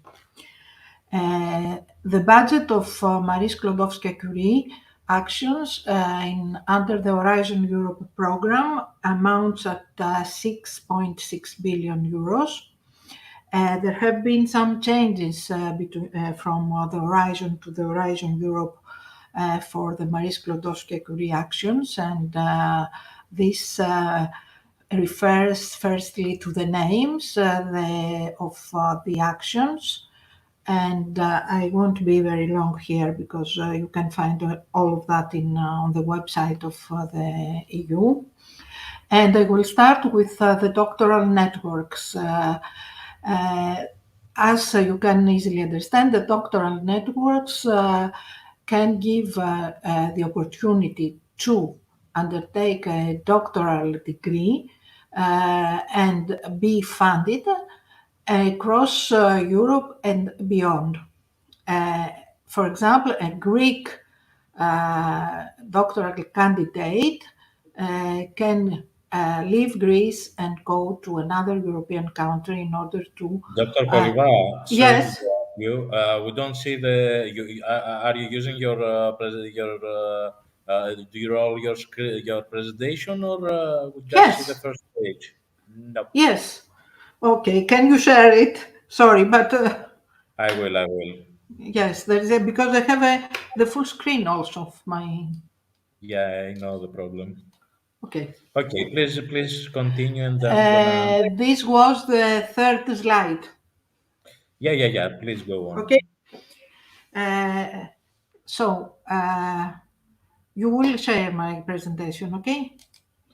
I'm trying. Okay. Anyway, I can continue. Anyway, Sure. so the doctoral networks give, as I said, the opportunity to young researchers to go to another country and fulfill the needs of their doctoral thesis. Do you see my screen? Sorry. Yes. You All right. can you go please to the next slide? Sure. Thank you. I will stay on the most, in my opinion, points of Marie Sklodowska-Curie actions. First of all, the industrial doctorates, and we are.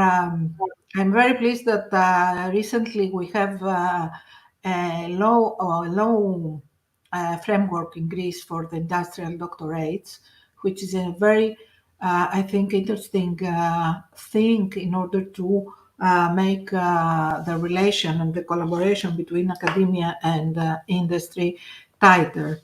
And the joint doctorates, that means that, can you go to the next slide, please? Here, the joint doctorates can gather different stakeholders from different countries in order to supervise a doctorate. On this table, you can see that the European policy supports strongly the industry doctorates because it gives the opportunity to the candidate to be funded for a longer time, and the same applies for the joint doctorates as well. The next, please. Who can apply? Any scientist can apply. There must be 3 independent legal entities. It's always the rules of European Union. The candidate have to hold a bachelor degree, of course. The next, please. I'm rolling fast. Okay. Thank you. And what is very interesting is that the approach is bottom-up. There is no specific scientific field in each goal, and the funding can cover the candidate from 3 to 36 months, or 48 months if it's an industrial doctorate. The candidates can spend part of their time in industry or other authorities and entities. The next, please. Okay. And the postdoctoral fellowships. The postdoctoral fellowships, you can easily understand that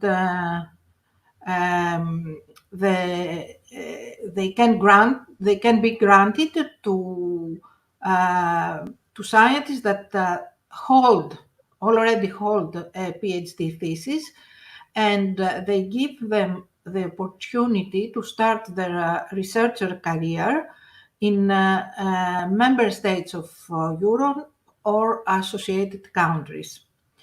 There is another approach for the postdocs, the global postdoctoral fellowships, which give the opportunity to young researchers to work for a period of their postdoctoral research in associated countries, but in countries outside Europe also.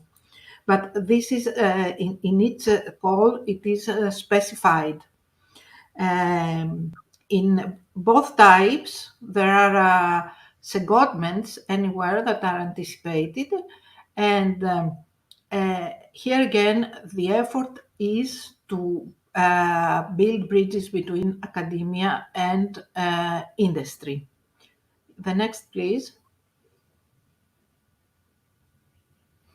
Now, there is a limitation here, is like the ERCs, that the time between the award of PhD till the beginning of the postdoctoral fellowship must not exceed the 8 years of experience in research. If the scientists have been working in another field, this time doesn't count. There is a specific rules what counts for as time of experience, what no. But I think that this information can easily be found, or anyone can contact me. The main, the core principle of Marie Sklodowska-Curie actions, I have to mention it, is that it supports and promotes mobility of researchers, which is in line with the European policy for research. And now, what the funding can cover? Can cover living allowance. Of course, we have different rates between the different European countries. Mobility allowance, some families. For the postdocs, there is funding for their research, indirect cost, and for the management also. Researchers who can apply, everyone can apply if there is 8 years after his PhD, and there is no restriction of scientific field either for the postdocs. The next, please. The co-fund is another scheme where the hosting country contribute to the funding of the doctorates and the postdoctoral programs. The next, please. Who can apply again? Again, we have an expansion to the entities that can apply. There may be government entities, regional authorities, funding agency, university, research organizations, and enterprises. The next one, please. The same here. There is no difference for the covering of the grant. Again, there is always a living allowance, and the expenses of the mobility of the scientist is covered as well, and you can justify expenses for research. And another action is Marie Sklodowska-Curie Actions and Citizens. This is the policy of the European Union for the opening of science and research to the public, and it mainly concerns the Researchers' Night. And this is an event organized in different countries. By the last Friday of September, Greece has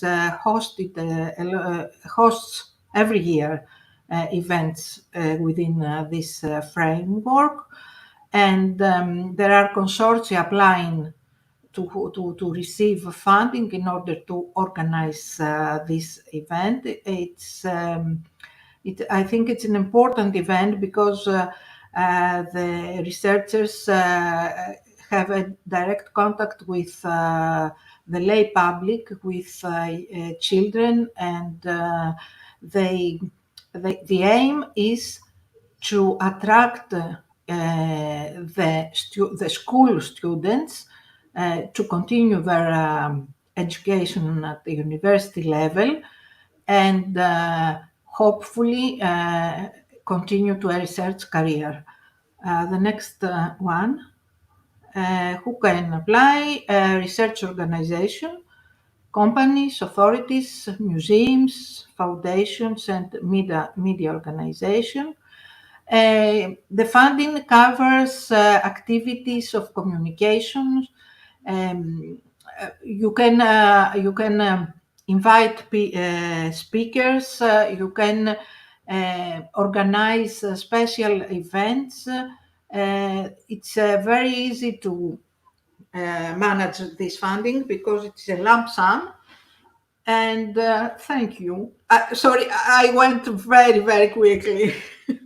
Thank you so much. Sorry for giving you hard time with speeding up the process. Hold on a second. Okay, let us now move to our last speaker. Thank you for remaining so much time at the GSRI. I'm trying to. All right, here is Dr. Thank Please, you. Thank you you. can go on. Thank you, Dr. Koliva, for your presentation. We close now the presentations with Mr. Vasilios Gongolidis.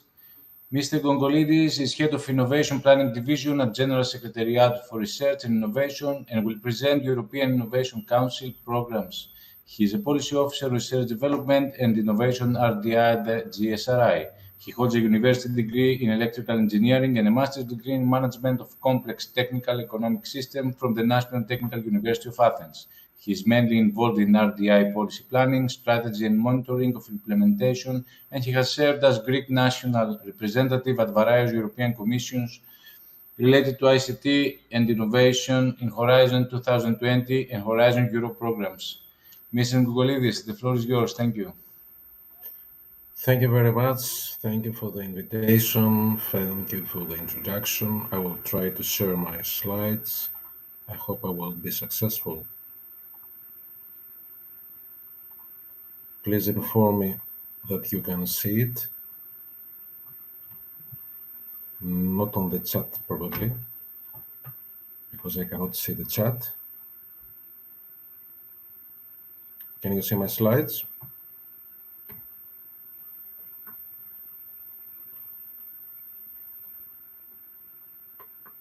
I do not have a feedback.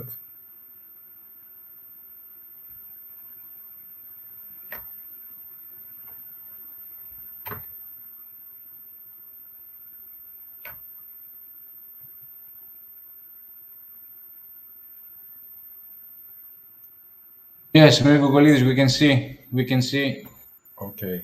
your screen. Back. I will move to the next slide. Okay, I hope you can see it.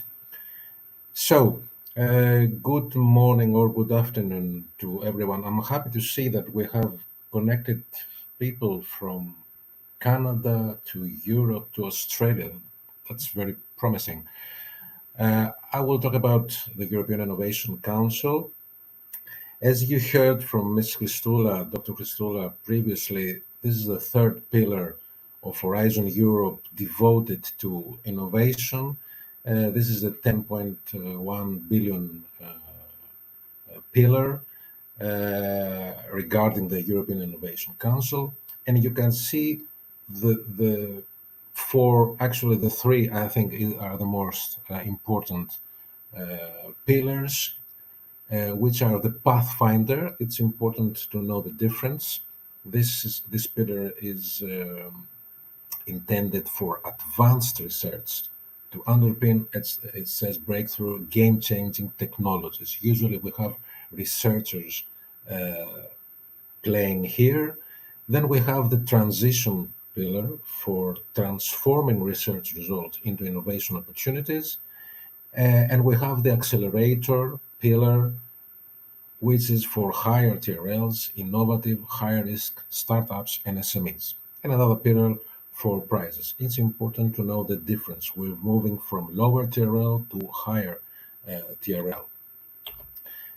Now, some statistics are participation is not so good. Dr. Christoula said that we're in the 7th place in all Horizon Europe, but in this particular program, Innovation Council, European Innovation Council, we're in the 18th place. We have only 15 signed grants, which 2 of them are devoted to European Enterprise Network and national contact points. If we analyze these 15 projects, actually, before going there, you see that most of the funding is going to research organization and higher or secondary education establishments. This is not something different, very different from the Horizon 2020 program. We were in the 19th place. Okay, we moved 1 place up. We're still not very good. If we analyze the statistics further, we see that from the 15 signed grants, 9 of these are coming from the Pathfinder, researchers, low TRLs. But as we go further to the transition, we have 3 projects, 3 grants there. And if we move to the accelerator, we have only 1 company. Promising company, but still only 1. I forgot to mention that in the calls, Pathfinder Transition or Accelerator, we have, let's say, focused calls, which are called challenges, and we have open calls. We will see that in a minute. Now, in the EIC Accelerator part, we have various ways to support. The Commission has provided for various ways to support the innovative startups. You can ask for a grant, you can ask for investment, or you can ask for a combination, or grant first, or grant only, or grant and investment, or investment only. Various ideas. Some problems have been reported about the investment part, but I think a solution will come soon. And I have drawn here a table about the upcoming calls. You can see in the last column the closing date.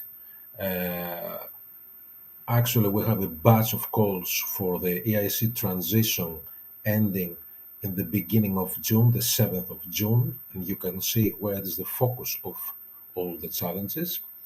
We have some awards in June also, and in the next slide, you see some other calls all the way up to October, where you can see another batch for the EIC Pathfinder Challenge, which I said, I don't know who have people from enterprises, but I assume most of you are researchers, so maybe you have an interest there for the EIC Pathfinder Challenges with a closing date on the 18th of October. And we have the transition open. Sorry for going up and down, but we have the transition open call, which has a closing date on the 27th of September. And I think this is my last slide. I'm brief. I'm trying to be as brief as possible. There is also the Seal of Excellence, proposals that got a good score, but there were not enough funds from the European Commission. They tried to find some funding from national funds, but we do not have, as Greece, we do not have Seal of Excellence yet. These are the latest data. So I think I was as brief as possible. Thank you, Mr. Gogolidis, for the presentation. Unfortunately, there is no time for Q&As, but we will repeat this webinar soon. You can find the contact information of all our speakers in the event details. I would like to thank you all for joining us today for this fascinating webinar. We look forward to seeing you in our next Greek Scientist Society event. Please stay tuned and continue to support our initiative. Thank you, everyone. Thank you. Bye. Bye. Goodbye. Thank you. Bye. Bye-bye. Thank you very much. Bye-bye. Thank you. Thank you too. Bye. Bye.